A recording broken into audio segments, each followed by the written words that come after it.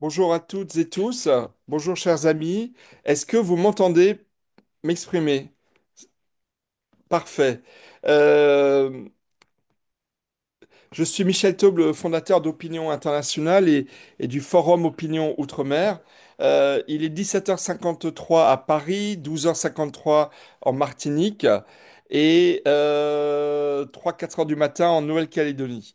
J'aurais pu utiliser d'autres heures, mais je crois qu'on se comprend. Alors, on se retrouve dans 7-8 minutes pour le troisième Forum Opinion Outre-mer qui sera consacré à Manuel Valls, ministre d'État, ministre des Outre-mer, et je vous remercie de patienter quelques instants. Je vous dis à tout à l'heure pour ce troisième forum Opinion Outre-mer.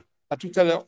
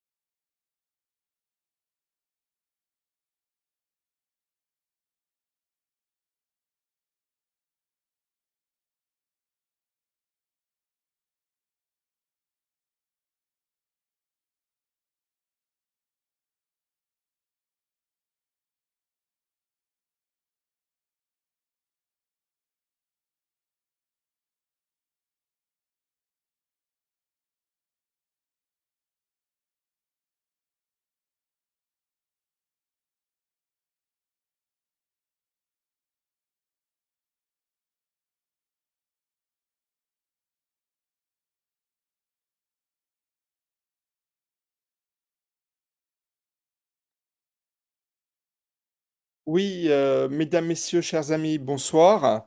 Est-ce que vous m'entendez? Est-ce que vous m'entendez? Si quelqu'un peut me faire un signe. Euh, Parfait.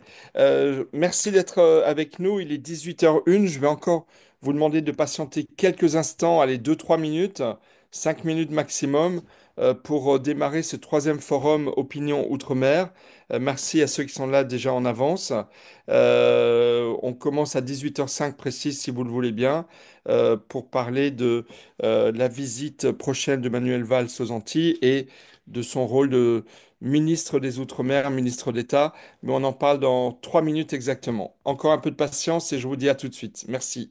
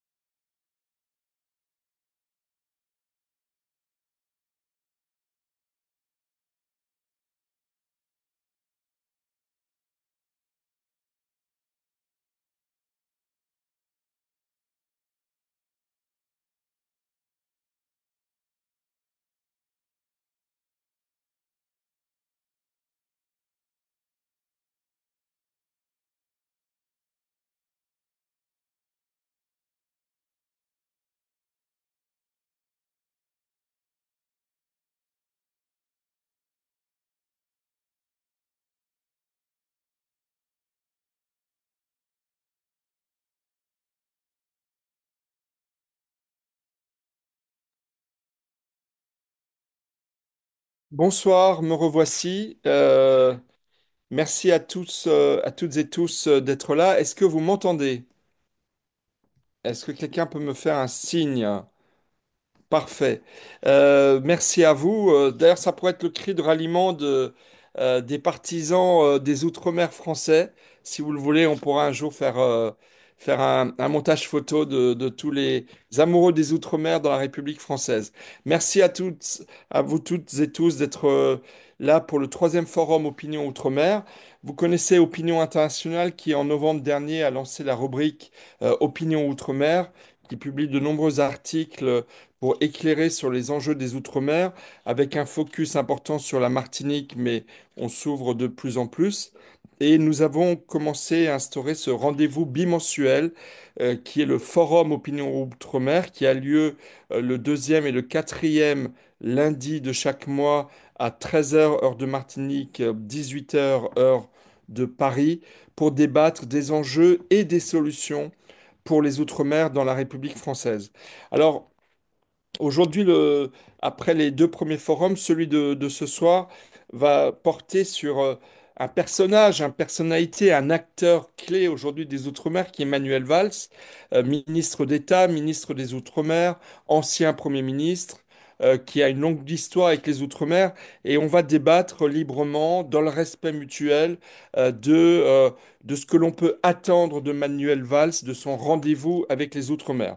Mais avant d'en parler avec les différents intervenants, permettez-moi justement d'abord de remercier mon équipe, une partie de mon équipe, Georgia Sarector et Radwan Kourak, et de vous présenter les intervenants de ce soir. Alors ce soir, nous aurons euh, plusieurs intervenants par ordre alphabétique. Louisie Berthet, qui est le secrétaire territorial adjoint d'Alliance Police Nationale 972.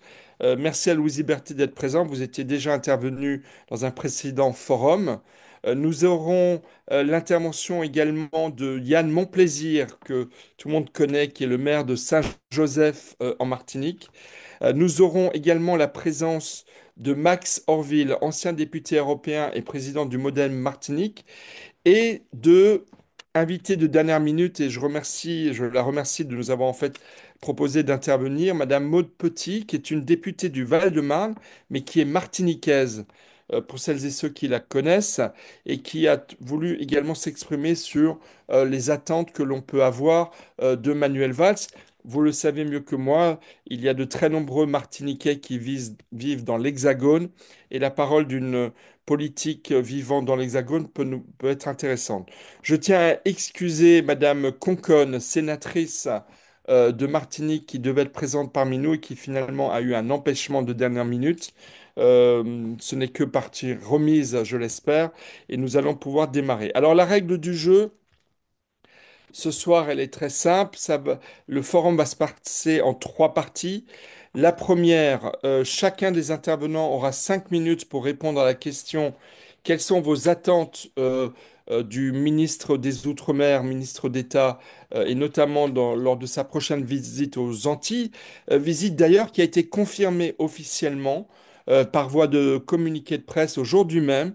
Elle aura lieu du 14 au 19 mars. Elle commencera à Saint-Barth et à Saint-Martin, puis en Guadeloupe, et se terminera en Martinique le 17, 18 et 19 mars. Donc les intervenants, vous aurez chacun 5 minutes. Dans un deuxième temps, vous pourrez dialoguer entre vous sur ce que les uns et les autres avaient exprimé au niveau de vos attentes du ministre Manuel Valls. Et dans un troisième temps, c'est-à-dire à 19 heures, nous aurons 20 minutes, 20 à 25 minutes pour ouvrir le chat et proposer aux intervenants de répondre aux questions que vous pouvez leur adresser. Nous nous engageons d'ailleurs à transmettre au ministre Manuel Valls et à son cabinet les questions qui ont été posées, l'essentiel des propos qui ont été tenus, dans le but d'être un forum utile parce que, j'insiste, toute la motivation, toute l'orientation, tout le travail que nous faisons a pour but d'apporter des solutions, d'apporter des propositions aux politiques et aux uns et aux autres, aux différents acteurs, pour faire avancer les Outre-mer au sein de la République. Alors, si vous le voulez bien, je vais demander au premier intervenant de prendre la parole, Emmanuel de Rênal. J'ai d'ailleurs oublié de citer tous les intervenants. Je vous prie de m'excuser. J'avais commencé, je n'avais pas terminé. Donc, Emmanuel Renal, que j'ai oublié de citer, mais qui va prendre la parole tout de suite. Toutes mes excuses, cher Emmanuel de Rênal. Est-ce que vous êtes là, Emmanuel? Alors, je sais qu'Emmanuel de Rênal est là. On va lui donner la parole. J'en profite également, Emmanuel de Rênal, est-ce que c'est bon pour vous? Alors, juste pour la modération technique, pour l'accès au son d'Emmanuel de Rênal. J'en profite pour dire également, comme nous sommes très nombreux, nous avons plus de 280 inscrits ce soir, et vous êtes déjà nombreux dans la salle de la conférence, notamment pour le chat. J'appelle vraiment à un esprit de modération et de respect des règles d'usage quand vous vous exprimez dans le chat, et je vous en remercie d'avance. Est-ce que Emmanuel de Rênal est là? Alors, je sais qu'il est là, mais on ne l'entend pas. Emmanuel de Rênal. Alors, juste un instant, on va régler le problème. Emmanuel de Rênal, on me dit que le son est ouvert pour vous. Alors, Est-ce qu'il n'y aurait pas un problème sur votre ordinateur? C'est une question, hein. Alors, est-ce que votre micro est branché, Emmanuel? Alors, il est branché. Alors, si vous le voulez bien, on va voir si, pendant qu'on règle le problème, on va vous contacter, mon équipe va vous contacter pendant ce temps-là. Est-ce que Yann Monplaisir, est là, s'il vous plaît?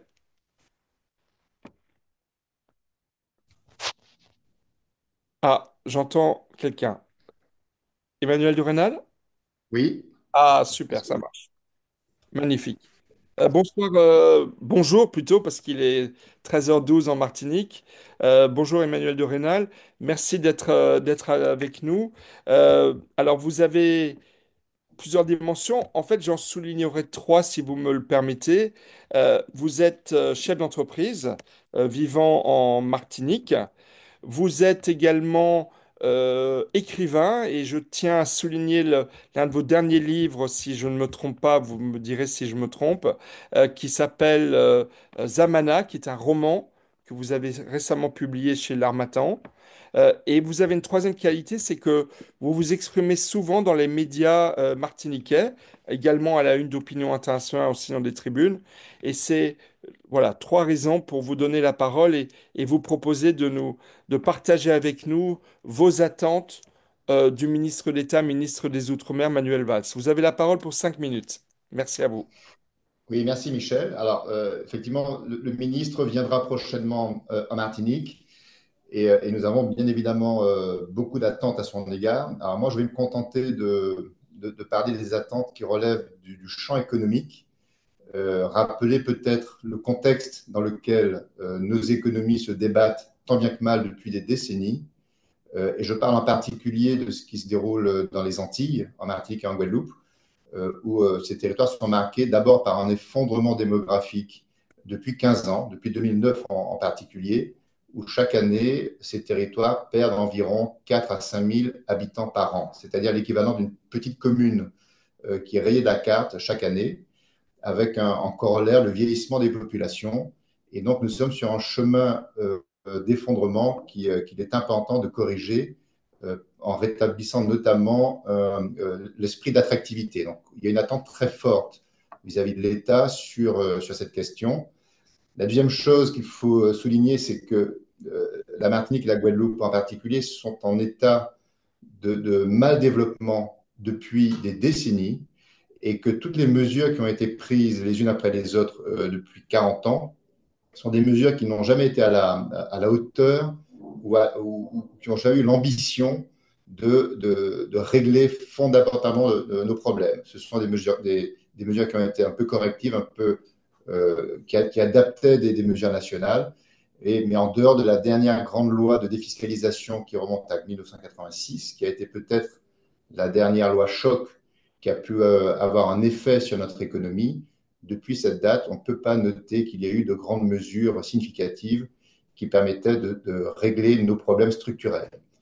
Euh, et puis enfin, la Martinique est prisonnière d'un chômage endémique, structurellement 2 fois plus important que ce qui se passe dans l'Hexagone, avec son corollaire en matière de pauvreté et de pouvoir d'achat, qui est un des thèmes qui a nourri l'actualité ces derniers temps. Et donc, pour toutes ces raisons, l'attente est très forte aujourd'hui de, de, de, de, d'une action ambitieuse et non pas d'une action cosmétique. Parce qu'on ne va pas régler le problème par des petites mesures, en fait. Il faut réellement renverser la table. Il y a donc sur le débat plusieurs grands sujets. Hein. Le débat le plus marquant aujourd'hui qui a animé notre actualité, ce sont les débats autour de la vie chère, où toute une série d'idées ont été proposées. Il y en a une qui relève fondamentalement de la décision de l'État, qui est celle de la continuité territoriale, car au fond, si on veut réellement remettre de l'égalité entre les Français de l'Hexagone et les Français d'outre-mer, c'est une décision qui ne relève pas du pouvoir des entreprises qui, elles, ont été au bout de ce qu'elles pouvaient faire. Et c'est une décision qui ne peut être prise qu'au niveau de l'État, en finançant notamment tous les handicaps structurels incompressibles qui font que les prix à la consommation sont mécaniquement plus chers dans des petits territoires, sur des petits marchés éloignés de leur source d'approvisionnement. Donc ça, il n'y a pas de secret. Ce n'est pas en étranglant les quelques acteurs économiques qui restent que nous parviendrons à baisser les prix. Et en cela, je voudrais dire, avec tout le respect que je lui dois, à M. Valls, qu'il ne doit pas se tromper de cible. Le monde de l'entreprise n'est pas le problème. Le monde de l'entreprise est peut-être la solution, mais il doit vraiment s'appuyer sur la bonne volonté et les capacités qui restent de cet écosystème économique qui n'a qu'une envie, c'est de trouver des voies de sortie, des voies de performance, mais qui travaillent dans un champ de contraintes phénoménal. Nous sommes dans des micro-marchés, dans des marchés tiraillés, dans des marchés complexes, dans des marchés concurrentiels, contrairement à ce qu'on entend dire bien souvent. Le taux d'intensité concurrentielle est ici bien plus important que ce que l'on retrouve sur l'Hexagone. Et nous sommes assez effarés, nous, acteurs économiques, de voir les contre-vérités qui circulent à bon compte à l'encontre du monde économique, au point qu'elles deviennent des vérités absolues au plus haut niveau de l'État. Et ça nous effraie, parce qu'à un moment donné, il faut regarder les choses en face. Nous sommes sur des petits marchés avec quelques acteurs qui se débattent comme ils peuvent, qui n'ont pas des capacités d'exploitation fortes, qui rendent leurs résultats limités. Et aujourd'hui, la question est de savoir, veut-on faire en sorte que la dynamique économique reparte? Et ce n'est pas en sciant les pattes des entreprises que ça repartira, c'est évident. C'est au contraire en accompagnant et en levant les obstacles, en levant les freins dont souffrent toutes ces entreprises.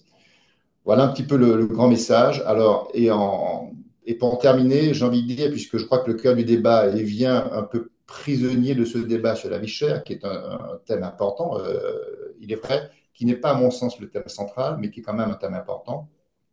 Il y a deux manières de voir les choses. Soit la vie chère, on règle ce problème en baissant les prix. Et pour baisser les prix, encore une fois, la seule voie raisonnable, c'est de le faire soit au niveau des prix, des tarifs d'importation avec la pression de l'État vis-à-vis d'un tarif export, soit on le fait en compensant les coûts inhérents à l'importation de ces produits. Et ça, c'est une décision d'État. Et l'autre solution, et ça s'appelle la continuité territoriale. Voilà, donc il faut à un moment donné, plutôt que se défausser sur les acteurs qui ont fait tous les efforts possibles, admettre que le ressort est entre les mains de l'État. Et Manuel Valls doit regarder ça avec beaucoup de clarté. Et la deuxième option, c'est de travailler sur les revenus. Et aujourd'hui, le pouvoir d'achat, c'est à la fois les prix d'un côté, à la fois les revenus de l'autre. Et aujourd'hui, il y a encore des marges de manœuvre possibles, à condition que là encore, la volonté d'État s'exprime de manière très claire.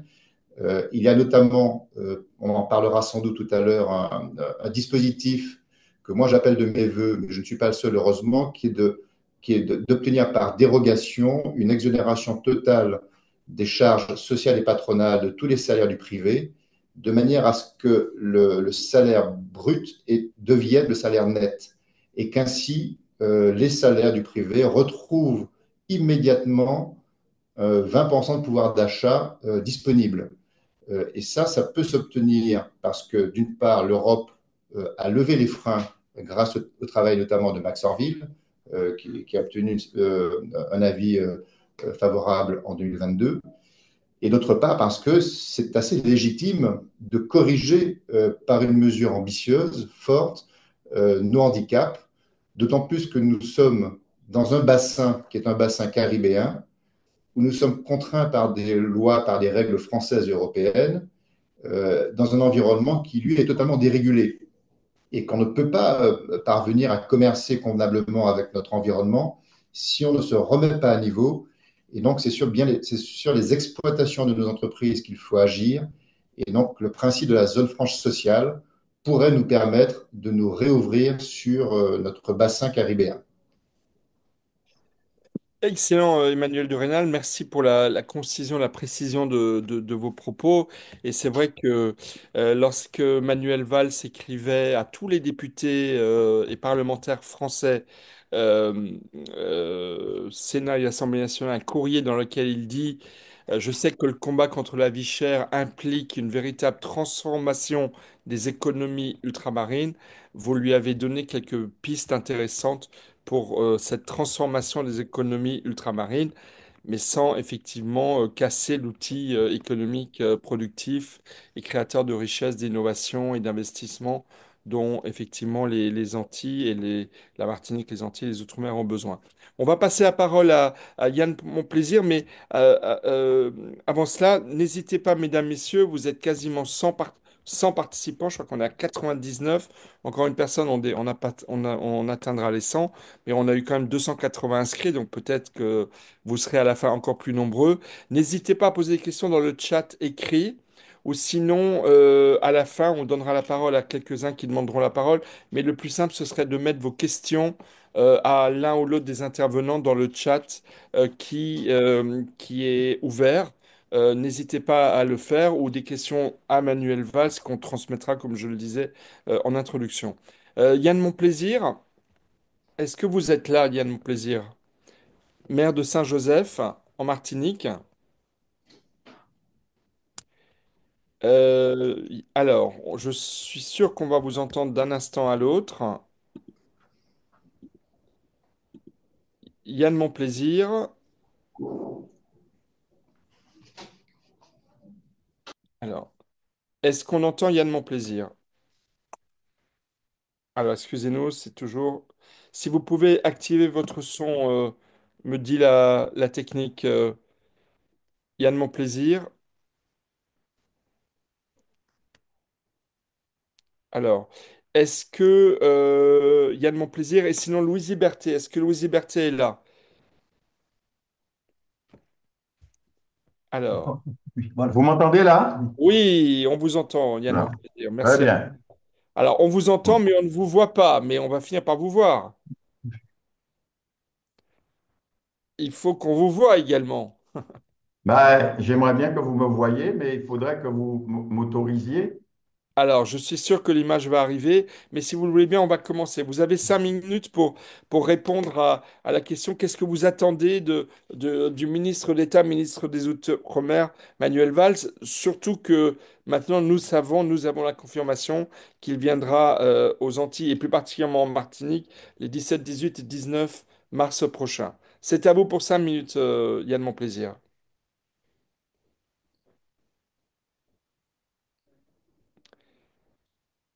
Alors, on ne vous entend plus.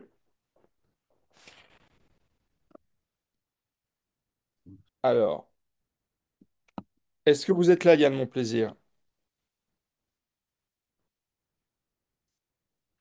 Alors, on a un problème avec le son. Est-ce que Louise Berthet est là? Alors, on a un problème technique, je suis vraiment désolé. Ça va se régler d'un instant à l'autre. Oh, je suis là. Ah, Louise est là. Alors, est-ce qu'il y a de mon plaisir est là? Sinon, c'est Louise Berthet qui va commencer, qui va embrayer, enchaîner. Euh, alors, on va peut-être commencer avec Louise Berthet. Est-ce que vous m'entendez, Louise Berthet? Je vous entends, mais je vous vois, mais je vois que vous ne me voyez pas. Exactement. On a un problème d'image. On est en train. Euh, ah, ok, ça va se régler. Attendez, on a un problème. Mais je vous laisse commencer, Louise Liberté, si vous le voulez bien, parce que, à moins que Yann mon plaisir, est-ce qu'on vous entend, Yann? Non. Alors, Louise Berthet, je vous laisse commencer. On va vous connecter dans un instant. Alors, Louise Berthet, et on prendra Yann Mon Plaisir juste après vous. Alors, Louise Berthet, vous êtes policier, vous êtes syndicaliste policier du syndicat Alliance. Vous êtes connu en Martinique pour votre franchise et pour votre courage, j'ai envie de dire. Alors, j'ai une question très importante.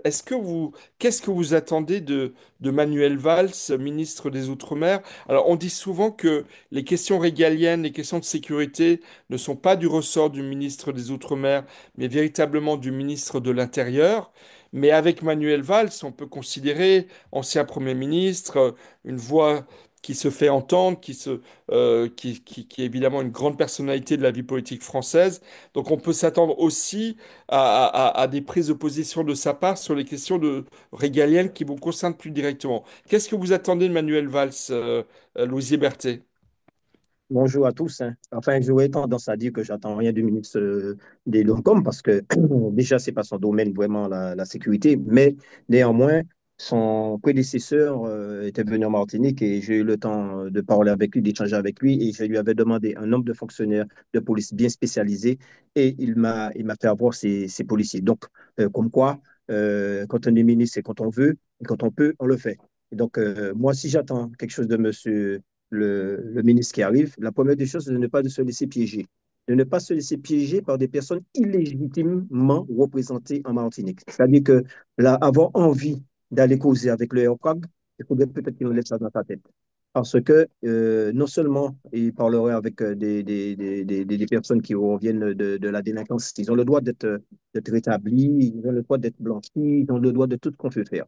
Sauf que, je ne dirais pas plus, sauf que il y a plein de choses en cours toujours. Donc, vaut mieux ne pas aller se salir et à échanger avec des personnes qui, normalement, représentent qu'eux-mêmes, puisqu'ils n'ont pas mandat pour la population de la Martinique.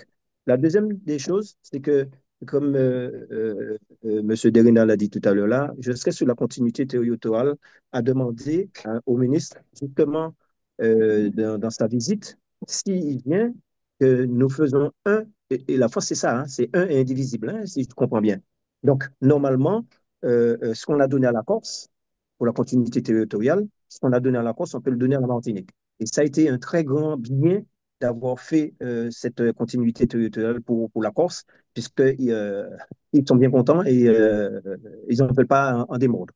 Alors, je m'explique sur ça. Le billet d'avion coûte les yeux de la tête. Les yeux de la tête. Parce qu'il y a beaucoup de taxes aéroportières à l'aéroport de la Martinique, je pense à mon avis, qui doit être l'aéroport le plus cher de France. Il va falloir peut-être m'expliquer pourquoi. Et puis, d'un autre côté, on pourrait faire la demande auprès de l'Europe, justement pour nous aider, comme ils ont fait pour la Corse, pour cette continuité territoriale. Et bien dans d'autres domaines, hein, sur la fiscalité, par exemple, la fiscalité, où nous avons une fiscalité qui n'est pas à Oui. égalité Alors, avec l'outre-mer, Monsieur, avec Monsieur la France. Berthet, Monsieur Louis Berthet, apparemment votre caméra n'est pas branchée. Si vous pouvez la brancher, parce que pour le replay, ce sera quand même plus sympa de vous voir vous exprimer. Est-ce que vous pouvez regarder sur votre écran? Apparemment, c'est de chez vous qu'il n'y a pas la caméra. Voilà. Voilà. Allez, Merci, voilà. merci à la technique qui m'a alerté là-dessus. Allez-y, n'hésitez pas à continuer. Nous Et, et, sommes tous et ravis de je vous voir. disais, oui, et je disais donc l'égalité entre, puisque nous faisons un indivisible, la France, donc tout qui est donné à un autre doit être donné à l'autre aussi. Nous sommes des frères, et donc je ne vois pas pourquoi il y a des préférences et pourquoi on ne peut pas faire l'effort pour la Martinique. Et pourquoi on nous laisse justement quémander, pleurer. Et il faut dire aussi qu'on n'est pas aidé, parce que nos politiques en Martinique, le zéro pointé, ça correspond avec ça. Donc, au lieu de nous défendre, ils nous enfoncent. Je n'arrive pas à comprendre. Ceci étant dit, par contre, je lui demanderai si j'ai déjà demandé ça au ministre de l'Intérieur, et je redemanderai, je pars incessamment sous peu pour la métropole et je verrai le ministre de l'Intérieur, je vais lui demander ça encore, la création d'une CRS anti-Guyane. Pourquoi je dis ça? Il y a des personnes qui n'aiment pas les CRS parce que, soi-disant, les CRS ont tué des gens en Martinique. Je m'inscris en faux, les CRS n'ont tué personne en Martinique. Mais personne, qu'on s'en entende. C'est les gendarmes mobiles qui tuent quelqu'un et les policiers qui, comme moi, qui sont affectés en Martinique, qui a tué le deuxième. Donc, les CRS n'ont tué personne. Donc, les CRS qui viennent en Martinique, ce sont des CRS spécialisés dans les VU. C'est-à-dire que c'est des CRS qui ne sont pas comme ceux que vous voyez sous les Champs-Élysées. Ce sont des CRS qui sont comme moi en Martinique, qui combattent la violence en nuit. Et donc, je demanderai à la création d'une CRS anti-Guyane. Pourquoi je dis ça? Parce que le temps que l'aide nous arrive de métropole, nous sommes tous blessés. Et je constate qu'au mois d'octobre, au bout de 3 jours, j'ai 15 bonhommes directement placés sous mes ordres. Les 15 étaient blessés, y compris moi. Les 15 étaient blessés au bout de 3 jours. Donc, on était exténués. On a tenu pratiquement 15 jours sans relève. On ne s'est pas arrêté. On est resté là pour lutter pour la Martinique. On a décidé de faire le nécessaire pour pouvoir dire qu'on va continuer le combat. Donc, si on crée cette CRS-là, pourra intervenir en Martinique, en Guadeloupe et en Guyane plus rapidement. Il serait déjà sur place. Et auquel cas, parce que je sais qu'on n'a pas le foncier, parce qu'il faut beaucoup de foncier pour ça, on n'a pas l'immobilier, parce qu'il faut l'immobilier pour ça, parce qu'il faut le loger, hein, c'est pratiquement 80 bonhommes, donc il faut les loger. Alors, une antenne de 15 bonhommes qui serait là à attendre, lequel cas on fait venir, puisqu'il y a les CRS que je vous parle, sont mobilisables en 24 heures et sur site en 48 heures. Et nous l'avons vu dernièrement quand j'ai demandé le retour des CRS au mois de janvier. J'ai demandé ça, par exemple, le 2 janvier, le 4 janvier, ils étaient déjà en Martinique. Vous voyez, donc c'est réactif et ces gens, ce CRS-là, eh bien, on pourra faire la même chose et les faire, quand la Guadeloupe aura besoin d'aide, eh bien, ils seront là pour ça, et la Guyane aussi. Et qui seront là, les 15 bonhommes qui seront là, vont connaître le tissu social, vont connaître la circulation, vont connaître les plans, vont connaître les rues, vont connaître tout. Et quand la CRS va venir, eh bien, il va s'ajouter, ils vont disperser ces 15-là sur la CRS pour ne pas avoir de problème d'aiguillement, de problème d'égards un peu partout. Donc, cette antenne-là pourra aiguiller la CRS qui arrive, qui ne connaît pas la Martinique. Et ça, c'est une force de frappe nouvelle et que je demande de créer en Martinique. Et ça, c'est pas pour Bah, mes beaux yeux, hein, parce que voilà. je suis en retraite dans pas longtemps. Espérons, Louis Berthet, que le ministre d'État, ministre des Outre-mer, vous entendra et qui pourra appuyer cette démarche de bon sens. Manuel Valls, on l'a connu très, très volontariste sur les questions régaliennes, de respect de la laïcité encore une fois, du régalien. Il a aussi été ministre de l'Intérieur en son temps, et donc il devrait, j'imagine, écouter avec attention vos propos. Mais restez avec nous, Louis Berthet, pour échanger avec les autres intervenants. On va reprendre Yann Monplaisir. Est-ce que vous m'entendez maintenant? On vous voit, on vous entend, on voit votre Très bureau, c'est bien, parfait.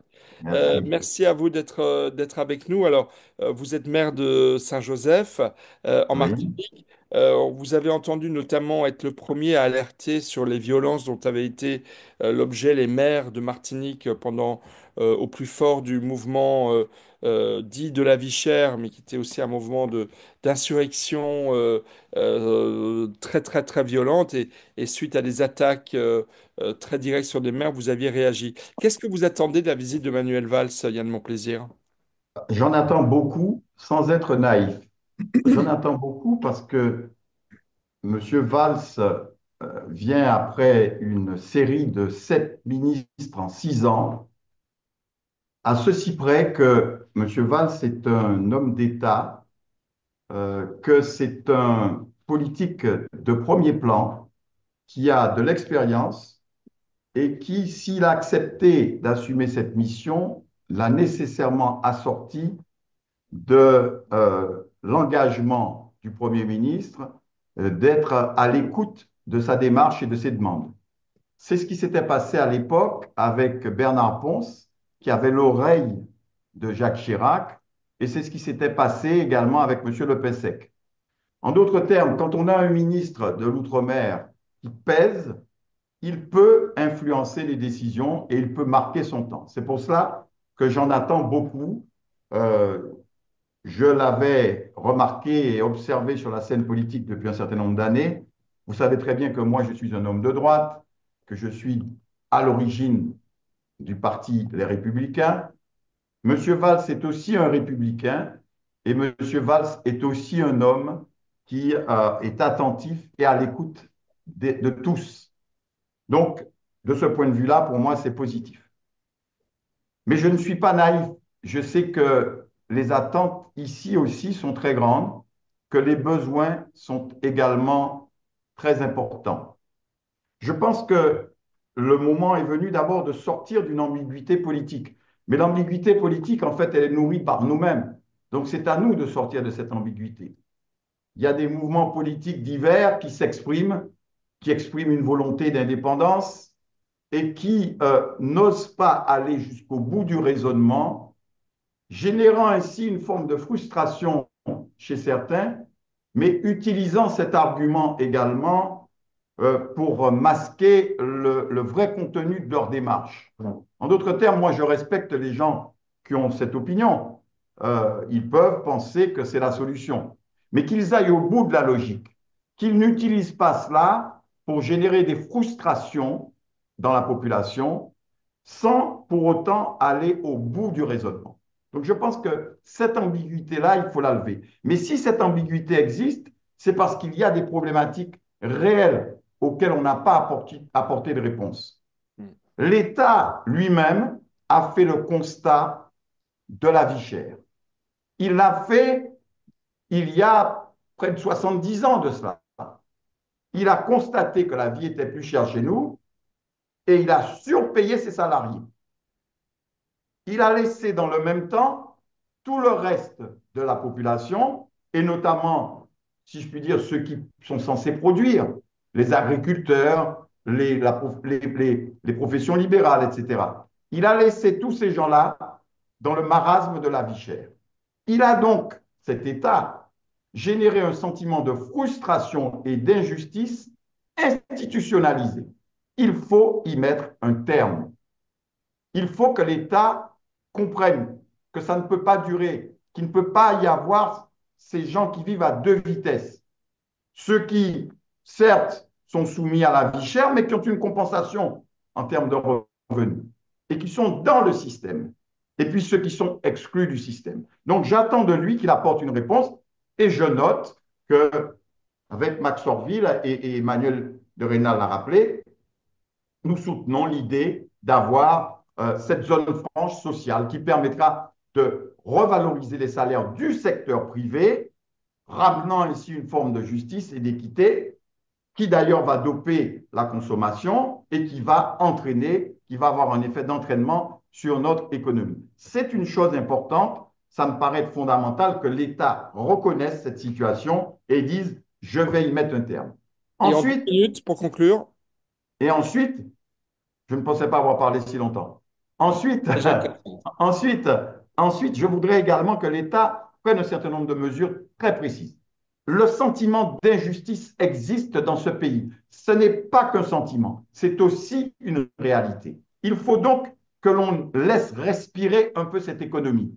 Ça suppose que certains acteurs de l'économie, qui quelquefois comprennent mal que l'on ne tienne pas compte de leur qualité, de leur talent, de leur réussite, et qu'on essaie en quelque sorte de les freiner. Il ne s'agit pas de cela. Mais il ne faut pas non plus qu'il y ait un poids trop lourd sur les économies de ces territoires qui, d'une certaine manière, est mal vécu et d'une certaine manière, il faut aussi le dire, est une entrave à l'épanouissement et à l'initiative individuelle.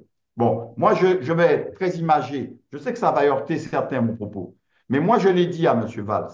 Je lui ai dit, depuis Colbert, c'est-à-dire Louis XIV, on n'a jamais institué un système qui s'apparente autant à la Compagnie des Indes que la situation économique constatée de nos territoires aujourd'hui. Et je ne dis ça, je ne veux attaquer personne en disant cela. J'ai beaucoup de respect pour tout le monde et j'ai beaucoup d'estime pour un certain nombre de nos compatriotes. Mais c'est une réalité dont il faut tenir compte. Et puis, il faut que l'État mette un terme au monopole de la Compagnie Générale Maritime, qui est en train d'investir 20 milliards aux États-Unis.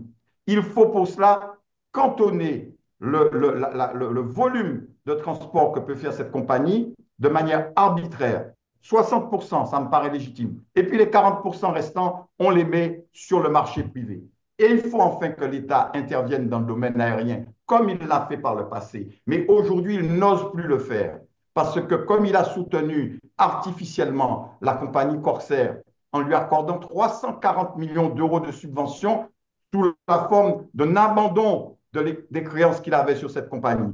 Puis récemment encore 130 millions parce que la société était à nouveau en difficulté. L'État est piégé dans la situation qu'il a créée parce que si les tarifs aériens baissent maintenant, cette compagnie va déposer son bilan. Et donc, nous sommes victimes de la nécessité pour l'État de maintenir des tarifs élevés. C'est des choses comme ça que j'attends de l'État. Ce sont des décisions courageuses, qu'il dise les choses et qu'il fasse les choses. Merci Yann Monplaisir, vous allez pouvoir débattre avec les autres intervenants. Je vais m'adresser à Max Orville si vous voulez bien. Merci à vous d'être présent. Alors, vous êtes, ce n'est pas un secret d'État, vous êtes ce soir à Strasbourg, capitale européenne s'il en est. Alors, étant alsacien, ayant fait mes études et ayant vécu longtemps à Strasbourg, vous saluerez Strasbourg de notre part. Et vous êtes à Strasbourg parce que notamment vous êtes ancien député européen et vous avez beaucoup œuvré à défendre les Outre-mer au Parlement européen.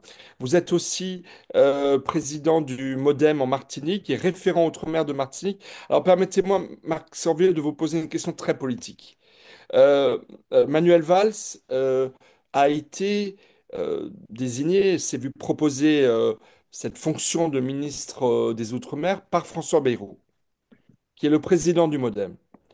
Est-ce que vous avez été surpris par certaines sorties de Manuel Valls sur la vie chère, désignant et attaquant ouvertement certaines entreprises, parlant en Nouvelle-Calédonie de ces peuples premiers qui doivent aller au bout de leur décolonisation?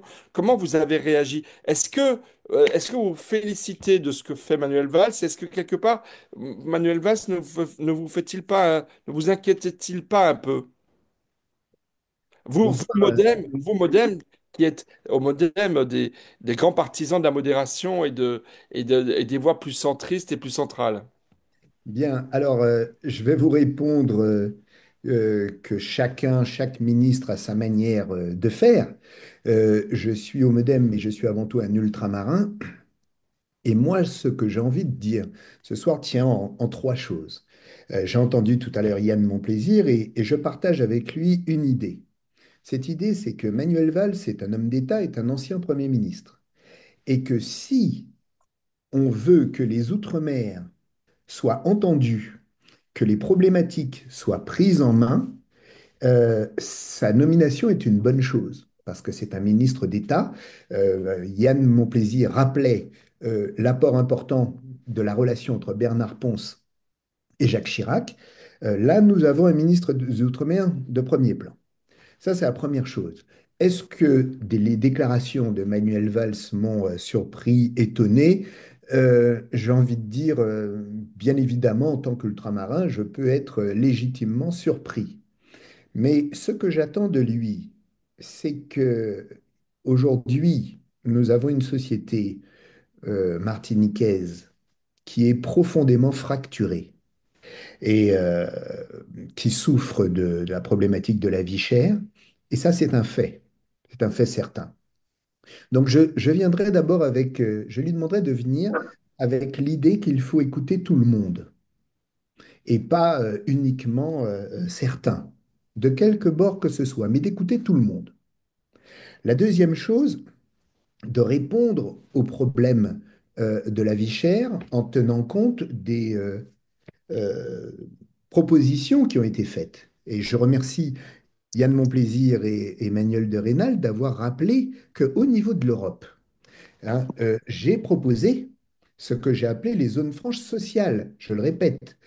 Et ce dispositif, c'est un dispositif qui tend pour les salaires du privé à rapprocher le salaire net du salaire brut, c'est-à-dire d'avoir automatiquement une augmentation de 20% du pouvoir d'achat. Et en même temps, en exonérant les charges patronales, parce que l'objectif étant de lutter contre le chômage et donc de pouvoir embaucher davantage nos jeunes, nos forces vives. Alors on me disait que lorsque j'étais parlementaire, que c'était impossible. Et il s'avère que j'ai été regarder les autres régions ultrapériphériques, c'est-à-dire les autres outre-mer, qu'elles soient espagnoles ou portugaises, les Canaries pour l'Espagne, et je pense que Manuel Valls connaît parfaitement la situation des Canaries, ainsi que celle des Açores et de Madère et que au niveau du Parlement européen, j'ai pu lever ce blocage, c'est-à-dire que l'Europe a accepté qu'on puisse déroger en la matière. Le Parlement européen, pardon, pas la Commission, le Parlement européen. Donc, il y a des propositions qui ont été faites et qui ne demandent qu'à être, comment dirais-je, enrichies et échangées avec le gouvernement. La vraie question, et je l'ai posée il y a 2 semaines lorsque j'ai été à Matignon, j'ai dit, mais regardons un petit peu, regardons un tant soit peu, combien coûte le chômage en Martinique. parce qu'on me disait effectivement, ça a un coût, ça coûte cher, etc. Mais moi, je veux une appréciation très claire du coût du chômage parce que je préconise plutôt l'activité. Et enfin, dernier point sur lequel je milite et je travaille également, je pense que dans les Outre-mer, l'heure est venue. Nous avons des hauts fonctionnaires ultramarins qui sont dans l'Hexagone et qui pourraient revenir dans les territoires ultramarins à la tête des services déconcentrés de l'État. J'y vois un avantage certain, c'est que dans le cadre de l'explication de ce que l'État veut faire et pour faire remonter les doléances des territoires, ils seraient parfois les mieux placés que des personnes qui sont parachutées et qui ne connaissent pas les réalités de nos territoires. Donc voilà ce que j'attends de lui, une écoute, qu'il favorise la réconciliation et de travailler sur cette question de zone franche sociale et de permettre à des cadres ultramarins de pouvoir arriver aux responsabilités.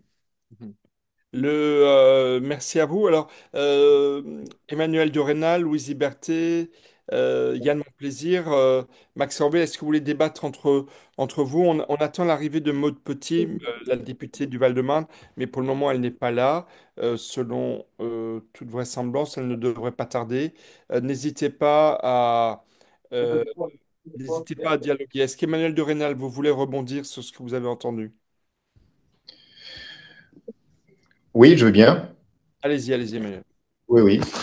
Non, d'abord, bon, il y a un certain consensus qui se dessine autour de l'idée de zone franche sociale, et ça m'enchante.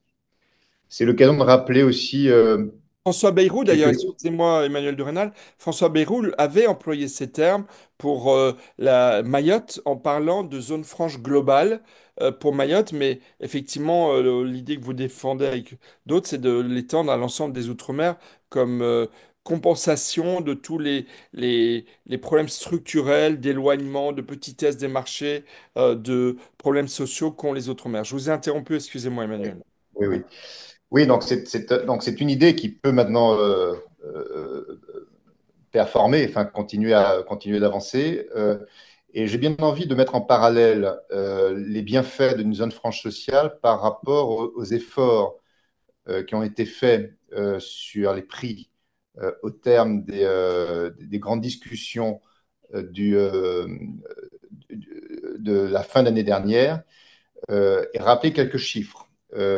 Le secteur, l'alimentation représente aujourd'hui 15% du panier moyen d'un consommateur antillais. Sur ces 15% de ce qui pèse sur son pouvoir d'achat, nous avons agi sur une fraction des produits, qui sont les produits de première nécessité. Et quand nous aurons obtenu les 20% attendus sur ces produits de première nécessité, l'impact sur le panier de la ménagère, ramené à l'ensemble de son pouvoir d'achat, sera situé entre 0,5 et 1%. Voilà les résultats. C'est très important parce que ça pèse sur une catégorie de biens de biens et ça concerne une catégorie d'individus qui en ont plus besoin que d'autres. Mais voilà de quoi il s'agit. Et pour obtenir ce gain de 0,5 à 1% sur le pouvoir d'achat global d'un foyer martiniquais, on n'a pas hésité à sacrifier et à mettre en difficulté le tissu économique martiniquais. Et c'est ce que j'appelle une victoire à la Pyrrhus.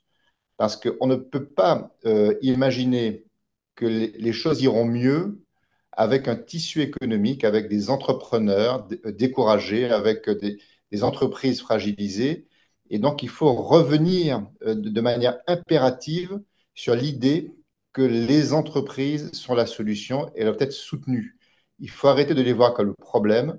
Et nous, je pense qu'on attend tous de l'État ce regard bienveillant à l'égard de ces chefs d'entreprise qui, encore une fois, fonctionnent dans un environnement ultra contraint. Et donc Monsieur voilà, Todd, donc c'est puisque, important de remettre en Tellement perspective. plaisir. Il y a- oui, euh, puisque vous nous proposez d'échanger un peu, oui, en je étant chacun partage, très bref. oui, oui, très bref. Je partage le point de vue d'Emmanuel de Rênal concernant les excès. Je les ai dénoncés. D'ailleurs, j'aurais aimé que d'autres soient un peu plus courageux pour aller au bout de ces dénonciations. Mais peu importe. Il n'en demeure pas moins que je ne partage pas, et il me permettra de ne pas être tout à fait d'accord avec lui, quant au fait de savoir il fallait faire tout ça pour si peu. Je crois que quand il y a un problème, il y a des moments où on ne peut pas éviter la crise. Et ce n'est pas en disant, bon, on ne va pas obtenir grand-chose, on met la poussière sous le tapis. Il y a eu une crise, elle résultait de ressenti, de vécu. Et d'ailleurs, à ce titre, et pour conclure, je pense que dans le ressenti, on n'a pas osé s'attaquer à des produits qui sont fondamentaux, encore une fois, dans la consommation des Martiniquais. Beaucoup de révolutions sont parties à partir du coût des énergies, notamment le prix de vente de l'essence. Chez nous, les consommateurs sont victimes à la fois d'une injustice et aussi de sentiments de vie chère. Cela résulte, cela résulte du fait que des produits basiques, je me répète, mais je veux être entendu parce que des fois je dis des choses et puis je m'aperçois que 10 ans après, j'avais bien raison.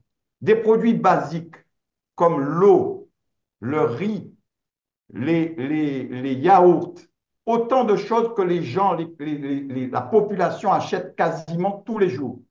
Eh bien, ces produits-là sont taxés à hauteur de 22,5% d'octroi de mer. Je me répète, il faut aider ces activités-là, mais il faut prendre ça sur le budget général. On ne peut pas faire supporter aux plus pauvres le prix du développement industriel de ces territoires. C'est un non-sens. Et donc, je ne partage pas tout à fait l'avis, et il me le pardonnera, d'Emmanuel, quand il dit que ça ne valait pas la peine. C'est important parce que les gens le ressentent comme ça. Et c'était aussi une réalité. Le mouvement était donné. On avait l'impression, vous savez, nous sommes captifs. Nous sommes des consommateurs captifs. Moi, je ne peux pas pousser mon caddie à Clichy ou dans la banlieue parisienne ou à Paris. Je pousse mon caddie, même pas en Guadeloupe. Je le pousse à la Martinique. Et donc, ce sont des marchés captifs. Il faut donc qu'il y ait des contrôles. Il faut qu'il y ait des contrôles sur les marges. Et quand on nous a raconté qu'on faisait 1,5% de marge, personne n'a cru ça. Et ça a décrédibilisé le propos. Euh, Emmanuel Durena voulait répondre ou Max Orville. Et Louise Berthet, j'ai une question pour vous tout à l'heure. Max Orville Oui, ou Emmanuel? Emmanuel Durena. oui en fait, on dit à peu près la même chose. Moi, là où je ne suis pas d'accord, c'est qu'on a fléché toute l'énergie contre les entreprises. Yann, permets-moi de te dire quand même que les 1,5% de marge, c'est pas de la marge, c'est du résultat. Et je pense il faut savoir de quoi on parle. Et tu es bien placé pour en savoir que la réalité d'un compte d'exploitation non hypermarché en Martinique, c'est de dégager 1,5% de résultat. Ça, c'est une réalité. Ça a été prouvé notamment par les chiffres de l'INSEE et de la concurrence On est et d'accord. de la concurrence. Et donc, c'est une réalité à tel point que ce chiffre est tellement bas dans le résultat final d'une exploitation d'un hypermarché que ce n'est pas sans raison que des grands groupes qu'on pensait insubmersibles ont quitté le territoire. Cora est tombée, Oyohan est mort, Lancry est mort. Parce qu'à un moment donné, quand on s'attaque à ces entreprises et quand on leur met une pression trop forte, elles ne parviennent plus à subsister. C'est une réalité, il faut le rappeler et il ne faut pas confondre marge et résultat. Sauf qu'on Emmanuel, on ne sera pas d'accord là-dessus. On ne sera pas d'accord là-dessus. Ce n'est pas le temps de ce débat qu'on va tomber d'accord. On ne sera Le pas sujet, d'accord c'est parce que les Manuel chiffres. Valls. Le sujet, c'est Attends, Manuel Valls. C'est le que Manuel Valls. Mais l'État. Manuel Valls, il faut qu'il entende ça. Il faut qu'il entende ça. Les chiffres que tu donnes ne correspondent pas à la réalité. D'ailleurs, certains chiffres publiés récemment te contredisent. Mais au-delà de cela, la transparence que l'on doit avoir sur les chiffres, c'est-à-dire les marges arrière, les ristournes arrière, les ristournes de fin d'année, etc., etc., je suis comme toi un chef d'entreprise et je sais très bien comment on peut présenter les choses pour qu'elles n'apparaissent pas tout à fait ce qu'elles sont. Ce qui est vrai, c'est qu'il y a une pesanteur trop grande. Alors, tu me diras, c'est la vie économique, il y a des groupes qui ont eu des difficultés, etc. Je n'en disconviens pas. Mais ça ne correspond pas malgré tout à la réalité. D'ailleurs, si ça correspondait à la réalité, le constat que nous faisons tous, nous vivons dans ce petit pays Tout le monde vit dans le petit pays. Tout le monde voit les réalités de ce petit pays. Tout le monde sait très bien comment ça marche. Alors, au bout d'un moment, soyons un peu plus transparents pour être un peu plus crédibles. Euh, Absolument. Louise Berthet, est-ce que vous voulez réagir à ce que vous avez entendu des autres intervenants?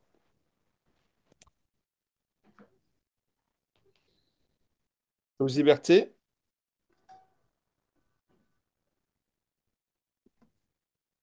Alors, juste si vous pouvez enclencher votre... Voilà, Voilà, voilà, c'est c'est fait. on vous entend. Et oui, je disais donc, ce qu'il faudrait, c'est qu'on puisse faire un forum, que les Martiniquais puissent discuter de ce qu'ils veulent vraiment et de mettre ça noir sur blanc pour pouvoir revendiquer. Et qu'on soit d'accord ou pas d'accord, mais à la fin, on sortira quelque chose qui nous permettra d'avancer, qui nous permettra d'avoir des revendications fermes et définitives. Alors que on décide pour nous à Paris et le problème est là. C'est que on n'est pas les têtes pensantes de ce qu'on veut, ce qu'on souhaite, ce qu'on espère. Et donc, il faudrait que nos politiques, pour une fois qu'ils se réveillent, qu'ils se mettent à travailler pour les Martiniquais et non pour eux-mêmes, ou pour leur famille ou je ne sais qui. Mais par contre, que eux, ils se mettent à travailler, que nous mettons sur la table tout ce qu'il faut, tout ce qui ne va pas et qu'on puisse trouver une solution. Et que Monsieur Yann Monplaisir, par exemple, il a subi ce que je ne souhaite pas que les autres maires ont pu subir, hein, parce il en a pris plein la tronche avec certaines personnes. Et je suis bien placé pour vous dire que moi aussi, j'en ai pris plein la tronche parce que j'essaie de dire des vérités. Contrairement à ce que certaines personnes pensent que moi je suis anti-OPAC, je ne suis pas anti-OPAC, je suis anti-délinquant. Et lorsque je dis qu'il y a de la délinquance qui s'ensuit et qu'on ne veut pas éliminer ça, eh ben, on n'est pas représentatif. On devient dangereux. Et donc, voilà pourquoi je dis que il faut que les Martiniquais puissent causer, il faut que les Martiniquais puissent échanger, il faut que les Martiniquais puissent dire ce qu'ils ont à dire, mais ensemble. Et là, on est en décousu. Et là, on est décousu. Là, on est décousu. Là, on n'est pas ensemble. Là, on est chacun pour soi, chacun dans son domaine, chacun pense midi 14 heures et que non, il faut qu'on arrive à avoir un cahier, un cahier revendicatif des choses qu'il nous faut. Il faut qu'on mette ça à plat et que sur tous les domaines, que ce soit économique, que ce soit social, que ce soit sécurité, que ce soit tous les domaines, parce qu'il n'y a rien qui va. Ce pays-là est dans l'inversion des valeurs, dans l'inversion des valeurs. Hein. Je prends l'exemple, par exemple, vous avez 5 tués depuis le début de l'année. Et 5 tués, pourquoi? Pour des pécadilles, pour des règlements de compte stériles, imbéciles qui ne rapportent rien. Donc, c'est des vies qui sont supprimées. Et donc, si on arrive à trouver des solutions pour endiguer ça, si on arrive à trouver des solutions pour pouvoir faire que les prix, les billets d'avion, que le pomme de terre soit moins cher, eh ben, il faut le mettre noir sur blanc et le revendiquer. Il faut Alors, demander ça là où il faut. alors, merci. Maude Petit est arrivée. Madame Maude Petit, vous êtes députée du Val-de-Marne, vous êtes martiniquaise et vous vouliez répondre à la question de ce soir de notre forum Opinion Outre-mer. Est-ce que vous êtes là, Madame Petit? Oui, oui, je suis là, je vous vois, je vous entends. Merci à vous. Merci d'être avec nous. Alors, même question pour vous que pour les autres intervenants. Euh, Manuel Valls, ministre d'État, ministre des Outre-mer, qui fait une tournée mondiale hein, des Outre-mer, puisqu'il était en Nouvelle-Calédonie, il a été à Mayotte, il a été à La Réunion ces derniers jours, il arrive en fin de semaine aux Antilles, il va visiter Saint-Barth, Saint-Martin, la Guadeloupe et la Martinique. Qu'est-ce que vous attendez, Madame Petit, de Manuel Valls, hein, de son rendez-vous avec les Outre-mer? Alors, bonsoir 5 déjà à minutes pour toutes et vous. à Merci à tous. vous. Je suis désolée, j'arrive en cours, donc je n'ai pas eu le plaisir et la chance d'entendre ce que vous avez pu dire au départ et j'en suis désolée. Euh, je suis très heureuse d'être là ce soir avec vous. Alors, moi, j'ai toujours un langage de vérité. Je dis les choses comme je les pense. Euh, je vais vous dire très clairement concernant le ministre Manuel Valls. Déjà, dans un premier temps, je suis très satisfaite que ce soit le numéro 2 après François Bayrou et après Elisabeth Borne du gouvernement. Parce que pendant plusieurs années, et je le Dans dis cette réunion, il y a Rodrigue Petitot qui est une petite merde. Il s'appelle Vert, il faut qu'il sache que la Martinique, c'est la France et qu'elle restera la France, il faut qu'il baisse sa mère. Oh là, il y a Dans des cette images. réunion, il y a Rodrigue Petitot on a qui est une déjà petite merde. entendu. Il s'appelle Vert, il faut qu'il sache que la Martinique, c'est la France et qu'elle restera la France, il faut qu'il baisse.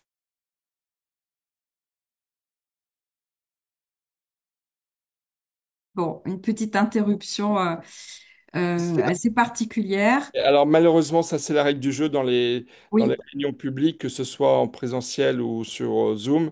On gère ça au mieux et je remercie d'ailleurs la technique d'être extrêmement vigilante et Dieu sait que c'est pas simple. On est plus d'une centaine de participants. Allez-y, n'hésitez pas et je désapprouve le ton évidemment de ce qu'on a entendu, même si sur le fond, on en reparlera tout à l'heure. Allez-y, Madame Petit. Oui, je voulais simplement dire, pour aller rapidement, que j'étais déjà très satisfaite que les Outre-mer aient cette posture maintenant au sein du gouvernement. Pendant longtemps, nous avons eu des secrétariats d'État ou des ministères délégués. Là, le gouvernement Bayrou a fait en sorte à ce que les Outre-mer prennent une place plus intéressante, plus importante au sein du gouvernement. Et ça, c'est quelque chose sur lequel je voudrais appuyer. C'est très bien. Deuxième chose concernant directement le ministre Manuel Valls. Alors, je ne le connaissais pas particulièrement. J'avais souvenir que avant qu'il ne reprenne des fonctions au sein du gouvernement, j'avais un peu une dent contre lui. Je dis les choses très, très simplement et très clairement.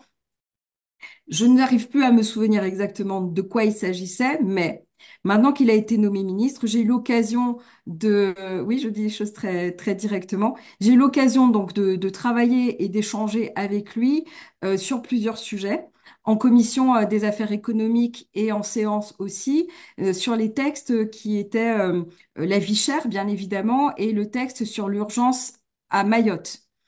Et en fait, je dois vous dire que j'ai un regard différent maintenant sur lui. Je le côtoie, donc j'ai un regard plus connaisseur, je dirais.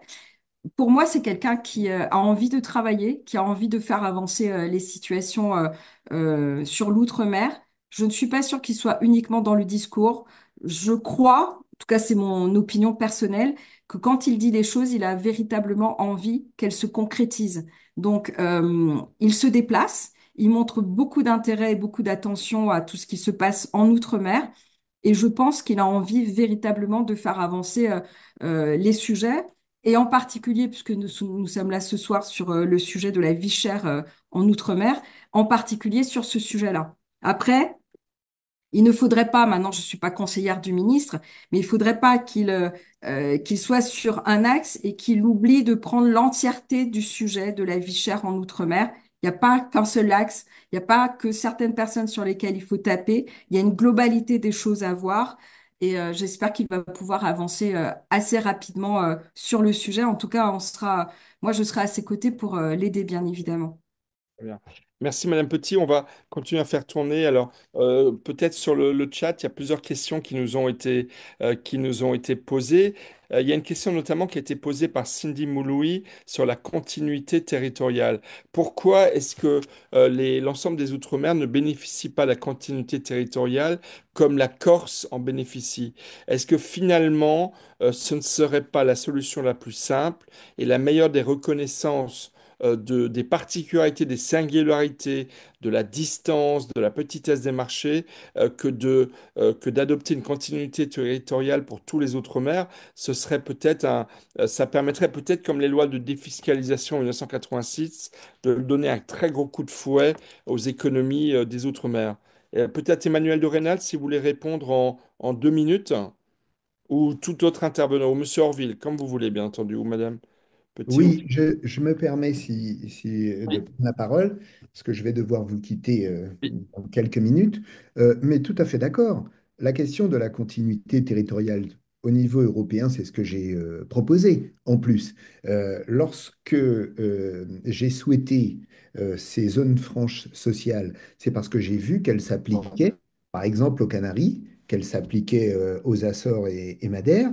Et donc, comme vous l'avez très bien rappelé, François Bayrou, dès 2000, lors de la campagne de 2007, préconisait les zones franches dans tous les Outre-mer. Hein. La vie chère, elle est chère en Martinique, elle est chère en Guadeloupe, elle est chère à La Réunion également, à Mayotte, etc. Donc oui, et j'argumentais sur le fait qu'effectivement, vous avez raison, en 1997, Eh bien, sous Jacques Chirac, la Corse avait bénéficié d'un système fiscal tout à fait avantageux qui avait permis de développer l'attractivité et de faire avancer le territoire. Donc, oui, complètement d'accord sur cette proposition. Je suis d'accord aussi avec cette proposition, mais j'y ajouterai quelque chose qui ne coûtera pas à l'État, parce que ce sera peut-être un peu la limite, encore qu'à mon avis, il y a de la marge pour le budget de l'État concernant l'outre-mer. J'ajouterai à cela qu'il faudrait peut-être ouvrir le ciel des outre-mer. Pourquoi est-ce que nous n'avons pas de low cost qui viennent en Martinique? Pourquoi est-ce que nous payons si cher quand les Martiniquais viennent?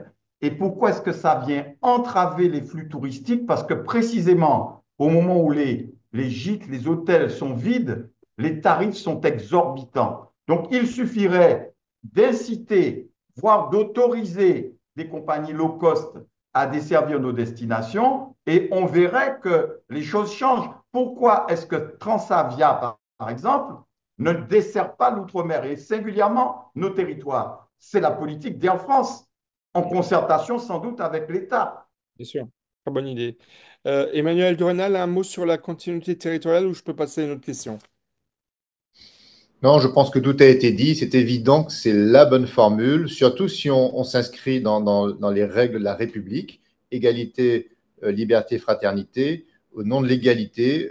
Si effectivement cette inégalité vis-à-vis du pouvoir d'achat est constatée par l'État, eh bien, il revient à l'État de faire en sorte de compenser les coûts structurels auxquels nous sommes exposés par ce dispositif de continuité territoriale qui a par ailleurs déjà été octroyé à la Corse. Donc, il n'y a aucune raison qu'on y échappe.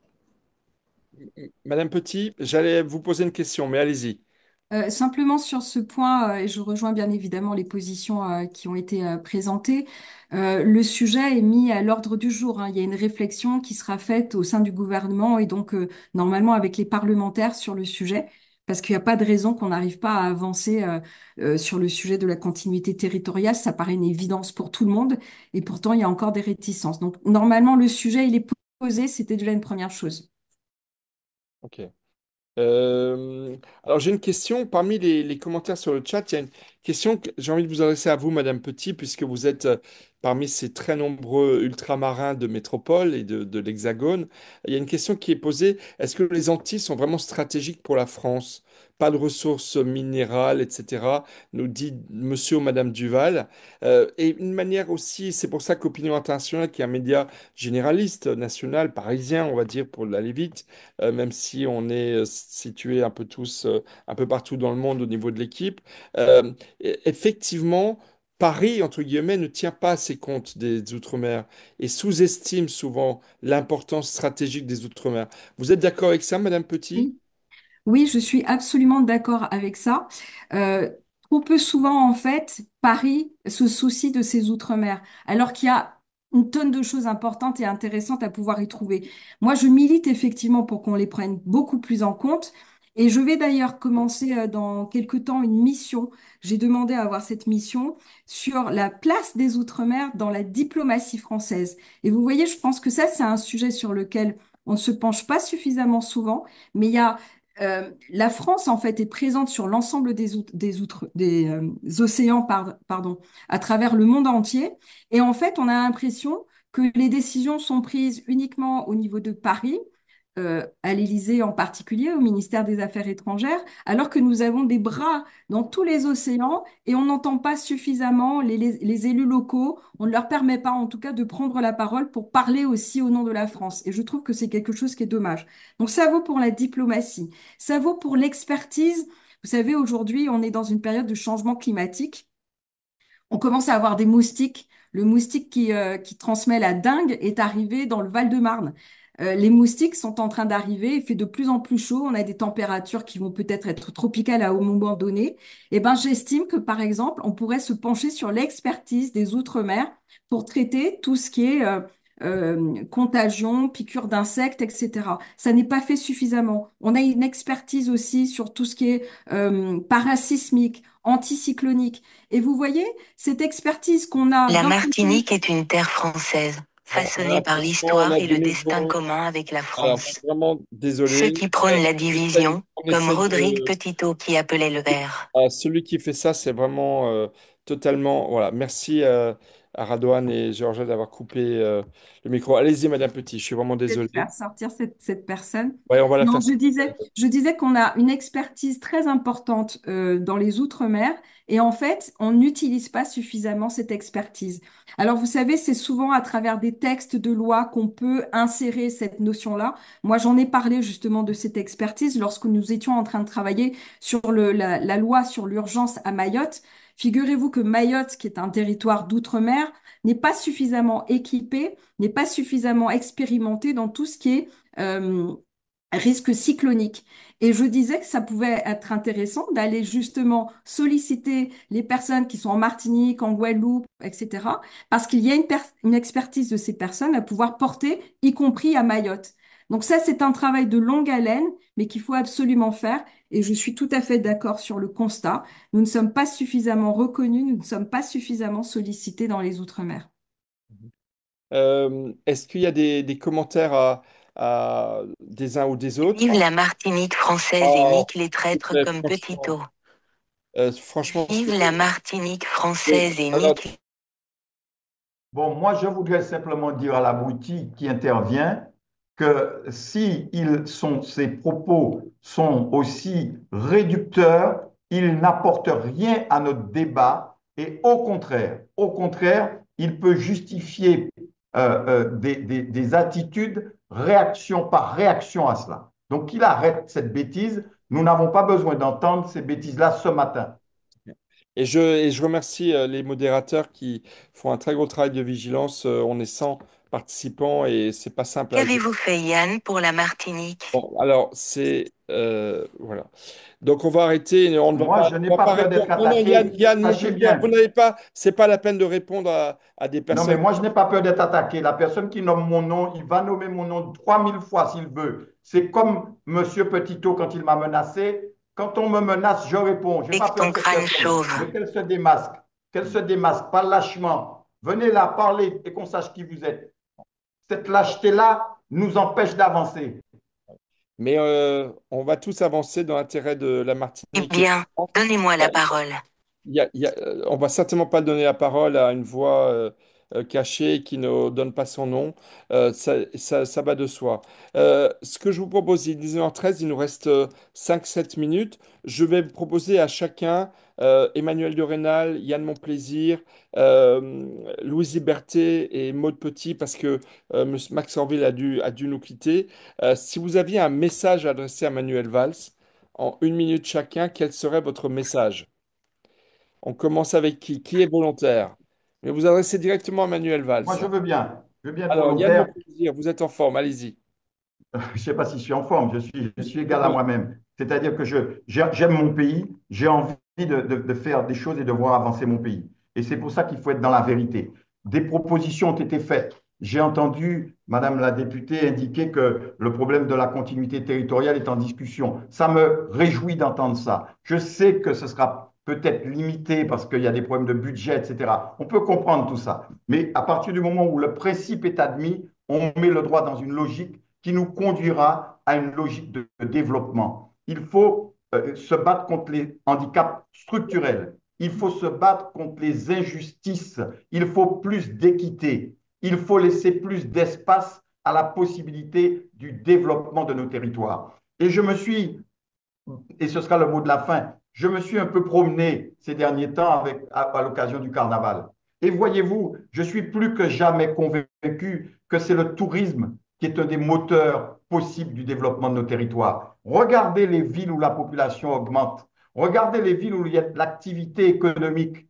Ce sont les villes, en particulier les villes côtières du Sud, mais pas seulement du Sud d'ailleurs, où il y a des structures de développement économique liées au tourisme. C'est pour ça qu'il faut que l'État prenne aussi en compte les handicaps structurels de ce secteur d'activité, qui est un secteur d'exportation. Le tourisme, ce n'est pas une clientèle captive comme le commerce courant. C'est une clientèle qui vient de l'extérieur. Et donc, nous sommes directement en concurrence avec le reste de la Caraïbe, mais pas seulement, avec le monde entier. Il faut donc que structurellement, les coûts entrants dans le tourisme soient compensés parce que nous sommes structurellement handicapés.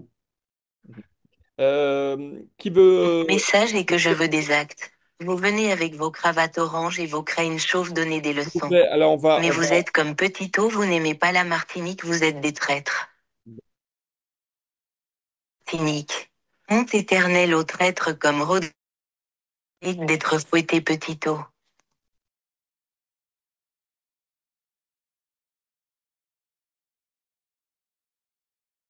Monsieur Taube, on ne vous entend plus, hein.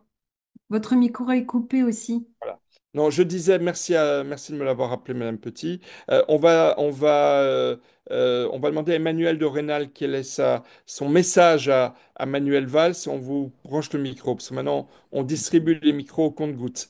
Allez-y, Emmanuel de Rênal. Oui, merci Michel.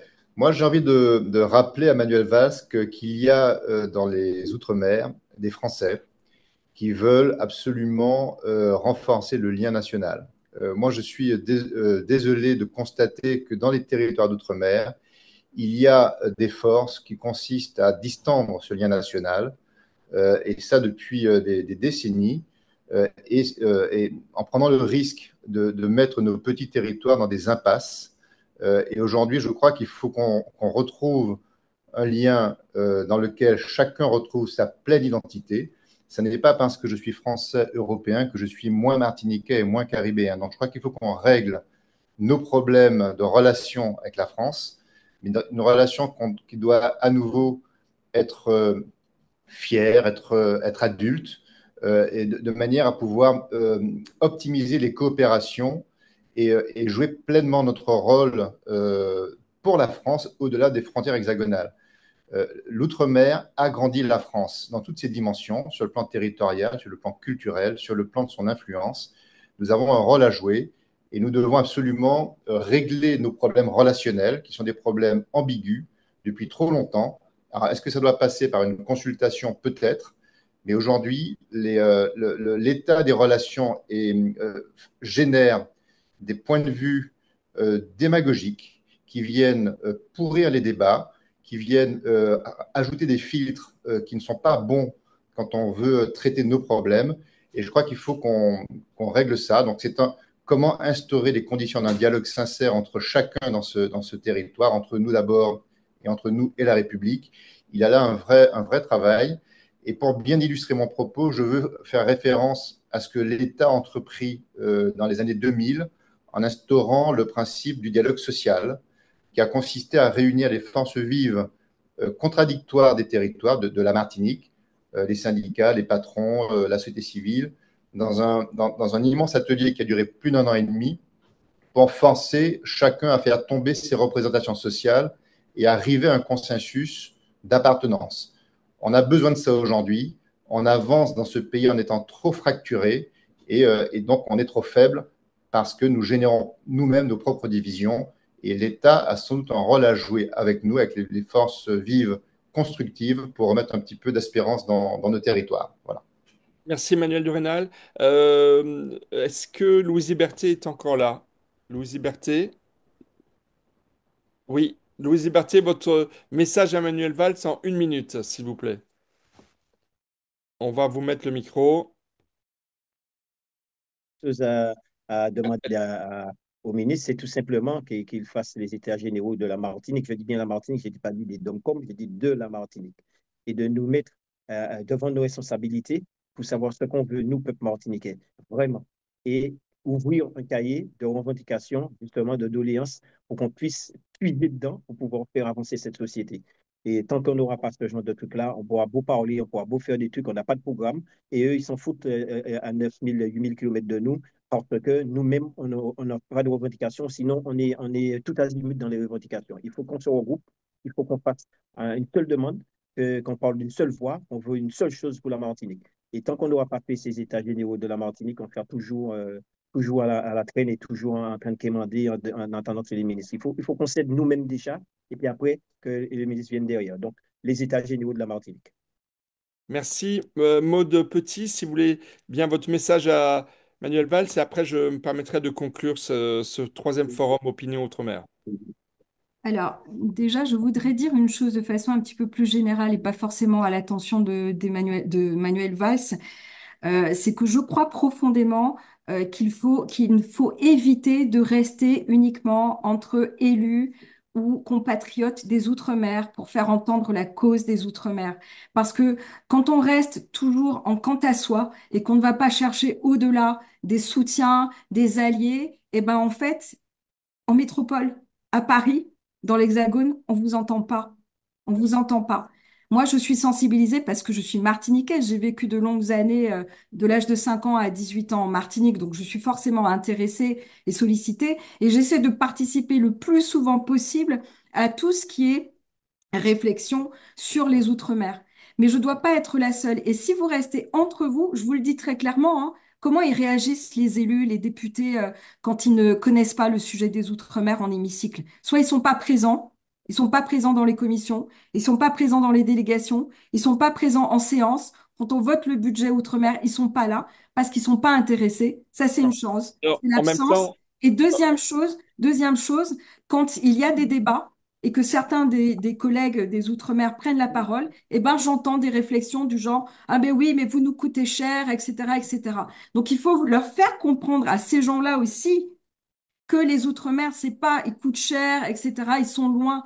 On a des choses à apporter en Outre-mer, on a des choses à faire connaître, on a des choses à revendiquer aussi, mais vraiment, il faut pas rester juste entre vous, entre élus des Outre-mer, parce que sinon, ça ne marchera pas. Il faut et- vraiment aller trouver des soutiens au-delà pour Manuel Valls, pour Manuel Valls, simplement dire, si on est toujours sur la vie chère, il y a pensé évidemment à développer les productions locales. Il y a un travail à faire sur l'octroi de mer. Alors, je sais que les élus, ça ne leur plaît pas parce que c'est un moyen pour eux d'avoir de la manne, en fait. Mais il y a une réflexion, une révision de l'octroi de mer à faire absolument. La continuité territoriale, bien évidemment, à prendre en compte. Il y a à prendre en compte les spécificités des Outre-mer qui sont l'insularité, l'éloignement géographique, etc. Il y a une coopération à développer avec les pays limitrophes. Et puis, je voudrais vous dire, il faudra que l'Union européenne aussi comprenne ce que sont les Outre-mer. Parce que c'est à cause de l'Union européenne, et je le dis comme ça, peut-être que c'est maladroit, mais c'est parce que l'Union européenne a dit qu'on ne pouvait pas taxer des produits qui venaient d'Outre-mer par l'octroi de mer qu'on s'est mis à taxer aussi les produits qui sont fabriqués dans les Outre-mer. On s'est mis à leur mettre ce qu'on appelle, enfin, à leur mettre aussi l'octroi de mer. Donc ça, c'est quelque chose qui est incohérent. Et, euh, et aujourd'hui, il faut aussi expliquer au niveau de l'Union européenne ce que sont les Outre-mer et comment nous fonctionnons, que nous avons besoin justement de spécificité. Donc il y a un travail à faire au niveau national, mais aussi au niveau européen pour qu'on puisse avancer sur ces sujets-là. Merci, Madame Petit. Alors, juste sur votre première remarque, Opinion Internationale n'est pas un média ultramarin. Et à ce titre, voilà, on a beaucoup de lecteurs qui sont en fait nationaux, qui sont internationaux. Nous sommes beaucoup lus en Afrique, au Moyen-Orient. Nous ne sommes pas un média ultramarin. Nous sommes un média généraliste qui a décidé de s'intéresser fortement aux Outre-mer parce que, en tant qu'éditorialiste politique, je me suis rendu compte combien justement Paris, entre guillemets, n'était pas assez à l'écoute des Outre-mer. Mais s'il y a des médias comme les nôtres qui s'intéressent aux Outre-mer, c'est aussi parce qu'il y a, je pense, un début de prise de conscience de ce qu'il faut investir beaucoup plus dans les Outre-mer. Et comme ça a été le cas d'anciens ministres, et ce sera la conclusion si vous le voulez bien, puisque le sujet c'est Manuel Valls, j'ai bien apprécié la comparaison que faisait, je ne sais plus si c'était, je crois que c'était Louise Liberté ou Emmanuel de Rênal, en parlant d'anciens grands ministres des Outre-mer, Bernard Pons, également Monsieur Le Pinsec, si je ne me trompe pas, sous François Mitterrand. C'est vrai que les Outre-mer ont besoin d'un grand, un nouveau pari de la nation pour les développer. Un choc peut-être fiscal, économique, social, culturel, qui passe effectivement par des mesures audacieuses dont la République tirera le profit sur l'investissement que représentera ce saut qualitatif. Je pense vraiment que c'est très important. Manuel Valls, en fait, est attendu aux Antilles. En fait, c'était un peu la conclusion que je voulais apporter. Il y a en fait deux Manuel Valls.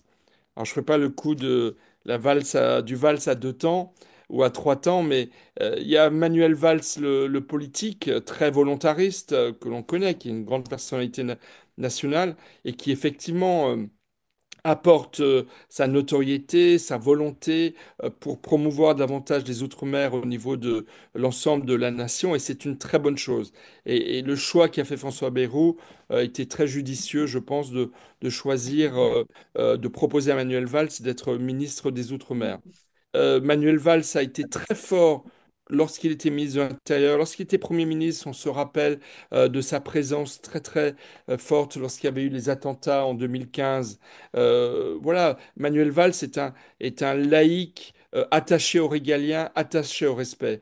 Et c'est là qu'il y a un deuxième Manuel Valls qui est apparu ces dernières semaines et qui m'interroge en fait. On n'a pas beaucoup entendu Manuel Valls parler des problèmes d'autorité, de respect, de l'ordre dans les Outre-mer depuis qu'il est ministre des Outre-mer. Je pense qu'il y a une très forte demande de régalien, d'autorité, de respect de l'autorité par les ultramarins et par l'immense majorité des ultramarins, souvent silencieux, qui ont besoin de vivre en sécurité. Et c'est vrai que Louis Bertel l'a dit, mais on pourrait revenir sur évidemment tout ce qui s'est passé en Nouvelle-Calédonie, à Mayotte à certains égards et en Martinique. Manuel Valls a beaucoup, beaucoup communiqué sur la vie chère, beaucoup communiqué sur les éléments, les enjeux économiques. Je pense qu'il est très important aussi de répondre à la demande de régalien. L'un ne va pas sans l'autre ou l'un précède peut-être l'autre. Et c'est pour ça que ce deuxième valse, qui est peut-être plus socialiste que libéral, plus socialiste que tel qu'il est devenu ces dernières années, doit peut-être être équilibré par rapport à ces deux dimensions qui sont absolument indispensables pour les Outre-mer. Et d'ailleurs, je conclurai en disant que dans le prochain forum, le quatrième forum Opinion Outre-mer, qui aura lieu dans 15 jours, le 24 mars à 18 heures, nous aurons une table ronde très intéressante sur narcotrafic, guerre hybride, violence urbaine, pour un choc régalien dans les Outre-mer. Comme vous le savez, et nous aurons deux intervenants de choix. Nous aurons Étienne Blanc, le sénateur Étienne Blanc, qui est ce sénateur qui a été le principal artisan de la loi, de la proposition de loi votée à l'unanimité du Sénat il y a quelques semaines et qui est arrivée sur les bancs de l'Assemblée nationale de lutte contre le narcotrafic. Cette loi a été votée à l'unanimité du Sénat, ce qui est assez rare pour être souligné. Il faut espérer que cette loi sur le narcotrafic sera très rapidement votée par l'Assemblée nationale, mais quelle est la place que donne cette loi aux Outre-mer? Lorsqu'on sait que 45% du trafic de drogue dure de l'ensemble du territoire français vient des Antilles françaises. Il faut espérer que cette loi mettra le paquet pour donner les moyens aux forces de police, de contrôle, à la marine, aux relations avec nos États voisins pour lutter contre le narcotrafic. Étienne Blanc sera là. Bonjour, on peut intervenir? Et deuxième intervenant, Jean-Marc Vigilant, qui est général de l'armée de l'air et de l'espace, ancien directeur de l'école de guerre, qui est également martiniquais d'origine, et qui sera deuxième intervenant et qui est un des grands spécialistes de la guerre hybride, qui, comme on le sait, secoue également les Outre-mer depuis peu de temps. Voilà, j'ai sur les chats. Bonsoir. Quand est-ce qu'on va laisser les personnes intervenir? Le peuple intervenir? Le peuple est là, monsieur. Le peuple est là. Le peuple s'exprime depuis une heure et demie et il y a eu beaucoup de commentaires sur le chat qui seront tous compilés et envoyés au ministre et à son équipe. J'ai senti d'ailleurs, il faut être clair, il y a dans certains propos du chat voilà, des propos qui sont assez violents. Ça fait aussi partie des réalités des Outre-mer, mais il faut regarder devant et essayer de trouver les chemins d'une concorde civile martiniquaise, antillaise, ultramarine et française. Merci à vous, il est 19h30, on a respecté l'horaire qui était imparti. J'ai un message à donner. Et je vous donne, si vous avez un message, n'hésitez pas à le mettre dans le chat. Comme je le disais, il sera très fidèlement Monsieur réciproque. Valls, allez voir le RPRAC en Martinique. Allez voir le RPRAC en Martinique. Ah, mais ça, ce Et sera là, lui on d'en va décider. couper. Et beaucoup ont dit ce qu'ils en pensaient ce soir pendant le débat, mais on va laisser le débat avancer dans les jours qui viennent. Merci à vous et passez une bonne soirée, une bonne fin de journée pour ceux qui sont dans les Antilles. Et rendez-vous dès après-demain à la une d'Opinion Internationale pour revivre ce forum Opinion Outre-mer numéro 3. Et rendez-vous dans 15 jours pour le numéro 4. Le bouquet. Bonne soirée à vous. Merci à vous. Oui, j'ai pas de Merci aux vacances. intervenants. Maud Petit, Emmanuel de Rênal, Happy. Yann Monplaisir et Louise Héberté. Bonne À soirée. un épisode. Merci.